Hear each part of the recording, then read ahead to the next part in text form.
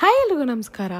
Hampi is a UNESCO world heritage site. ಇದೆಲ್ಲರಿಗೂ ಗೊತ್ತಿರೋಂಥ ವಿಷಯನೇ. ಆದರೆ ಹಂಪಿಯ ಮೊದಲನೇ ಹೆಸರು ಏನಾಗಿತ್ತು ಅಂತ ನಿಮಗೆ ಗೊತ್ತಾ? ಹಂಪಿ ಮೊದಲನೇ ಹೆಸರು ಬಂದು ಪಂಪ ಅಂತ ಆಗಿತ್ತು. ಹಾಗಂದರೆ ತುಂಗಾಭದ್ರಾ ನದಿ ಅಂತ ಅರ್ಥ ಬರುತ್ತೆ. 1336ಇಂದ 1565ವರೆಗೂ ಹಂಪಿ ಬಂದು ವಿಜಯನಗರ ಎಂಪೈರ್ನ ಕ್ಯಾಪಿಟಲ್ ಆಗಿತ್ತು.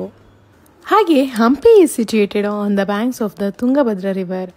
ಆ್ಯಂಡ್ ಇಲ್ಲಿ ಸಾಕಷ್ಟು ಮಾನ್ಯುಮೆಂಟ್ಸ್ ಇದೆ. ಹತ್ತತ್ರ 1600 ಮಾನ್ಯುಮೆಂಟ್ಸ್ ಇದೆಯಂತೆ. And it covers 41.5 square kilometres.